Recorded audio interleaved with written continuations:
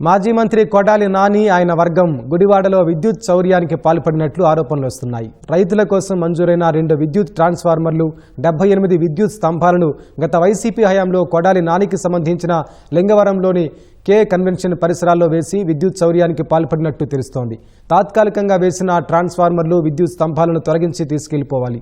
కానీ కొడాలి వర్గం 5 ఏళ్లు విద్యుత్ వెలుగులు కొనసాగించి ₹1 కూడా బిల్లు చెల్లించలేదని తాజాగా అధికారులు నిగ్గు తేల్చారు.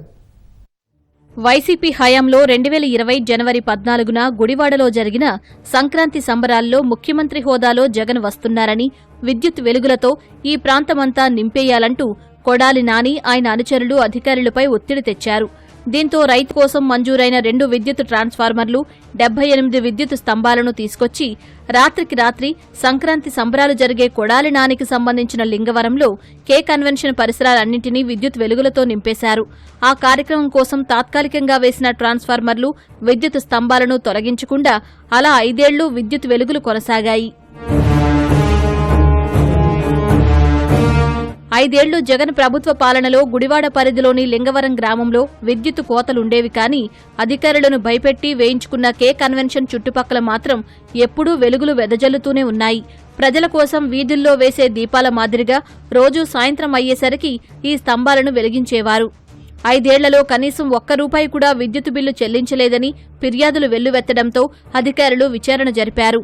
లింగవరంలోని కే కన్వెన్షన్, గుడివాడలోని విద్యుత్ సబ్స్టేషన్లో తనిఖీలు చేశారు. కొడాలి నాని కే కన్వెన్షన్ ప్రాంతంలోని ప్రైవేటు వెంచర్లో అక్రమంగా వేయించుకున్న స్తంభాలకు విద్యుత్ శాఖ దస్త్రాల్లో ఉన్న సంఖ్యకు చాలా తేడా ఉన్నట్టు విచారణలో తేలింది. వాస్తవంగా 78 స్తంభాలు ఉండగా దస్త్రాల్లో మాత్రం 60 వరకే నమోదు చేశారు. కానీ ఎక్కడా నమోదు కానివి 18 స్తంభాలు ఉన్నట్టు తాజాగా అధికారులు గుర్తించారు. అక్రమాలు జరిగింది వాస్తవమేనని, అప్పట్లో పనిచేసిన విద్యుత్ అధికారులను విచారించాకే అసలు విషయాలు వెలుగులోకొస్తాయని అధికారులు వెల్లడించారు. ప్లాట్ల యజమానులు, అధికారులు కలిసి చేసినట్టు ప్రాథమికంగా అంచనాకు వచ్చామన్నారు. సమగ్ర విచారణ తర్వాత ప్రభుత్వానికి నివేదిక సమర్పించనున్నారు.